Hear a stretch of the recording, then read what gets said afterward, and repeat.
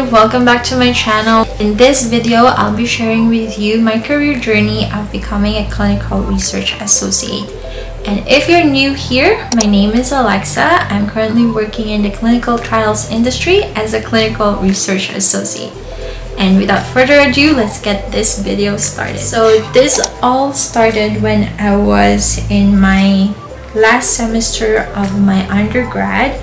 I took a bachelor's of biological sciences in one of the universities here in Canada.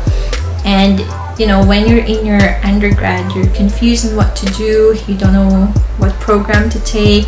It's either you're gonna be only going to master's degree or you're gonna go to med school, but that was not an option for me because I don't want to be a doctor at all.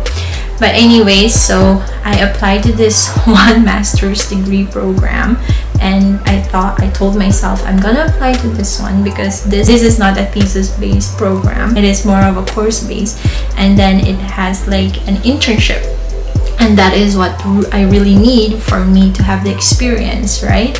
But when I researched more about it, it requires you to have some certain degree or medical degree. It seems like they accept more of like professionals already. So I was like, oops, not sure if I'm gonna be able to get in, but I still tried. I wrote my purpose, and it was mostly like you are writing a cover letter to an employer, and at that time it was not clear to me what I really wanted to do. I literally just applied because it has an internship in it, and sadly I didn't even get accepted. I didn't have a strong rationale about it. I don't have the experience. I could have the GPA, but then also because it's competitive, I didn't have a strong recommendation letters from people. Like I had one prof who was my prof way back in my first year and then another one was the head nurse in the hospital that I was volunteering at that time. So I don't think it was strong enough for them. But anyways, at the same time though, I was applying to programs in colleges. So the difference here in Canada is that we have university and we have colleges, and they say university is more of like theory based and then colleges are more of like hands-on. But so that's a major difference. But now I saw that universities are becoming aware of the importance of hands-on learning, so that's why they're adding co-op. So that's another topic. I applied to college programs, and most of them were graduate certificates. And I think, if I can remember, I think I've learned about clinical research program when the college that I got into, they came to the university center, they hand out flyers, and then I was checking what programs they have. And that's when I've learned that, oh, clinical research program, 1 year online, and it has a internship in it in the last semester. And I was like, okay, I'm gonna apply to this, and I got in, but I was like still not sure what kind of job I'll get there, right? I was like, one of the courses was learning about the different roles in clinical research, and one of them is being a clinical research associate. I saw that, oh, they travel a lot, and I'm like, I like to travel.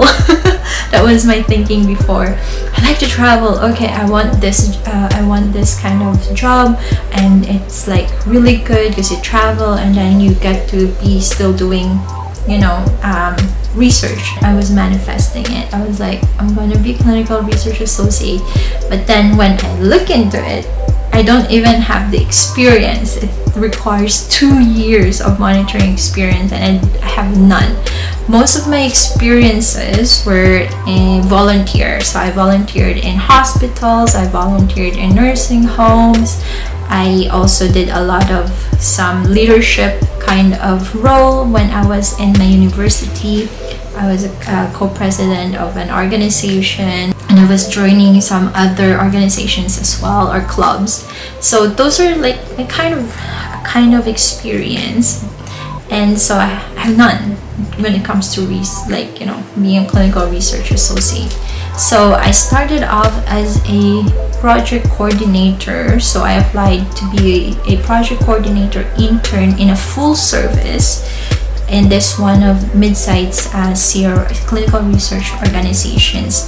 So I got in, I got the role, I built relationships, and worked hard, of course.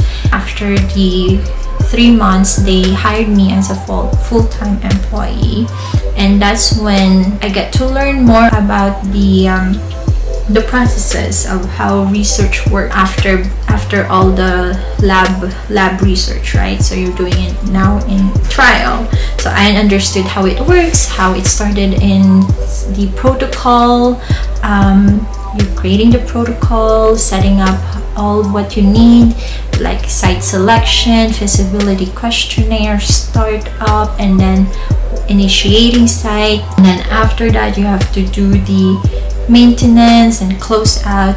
So it was nice for me to learn how the project cycle works, what's required in each of those stages, and also I get to understand more the role of clinical research associate, like what they do, what are required from them, because I work closely with CRAs at that time as a project coordinator. I've been following up with them with some of the letters, follow-up letters, confirmation letters, where are those essential documents that should have been filed. So that's how I learn more of what they do, and also I network with other people and learn how they started. And I learned that our company at that time, they were also mentoring internal employees to become a clinical research associate. So I've been very upfront as well with my line manager. I was like sharing with her my career aspiration, and she was so supportive. They managed to connect me with the other department, the site monitoring department, because we are in project management. So they helped me, and they mentored me to be a CRA that I am today. So I was very lucky at that. But you have to learn more about the role first before you actually do it, because later on I realized that it's not all about traveling. It's all about making sure that we are compliant with good clinical practice, we are following the protocol. The safety of the patients are very important, data integrity. So all of that is like part of your role as a CRA, as a monitor, doing all the activities that you need to do when managing the site.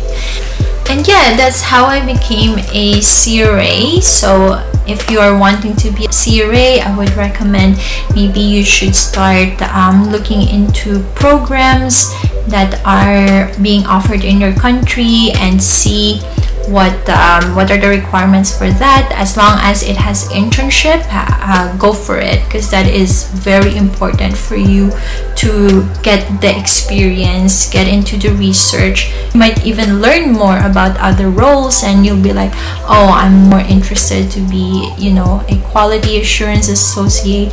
I want to be a project manager. I want to be in the site monitoring, doing not just like being a clinical research associate.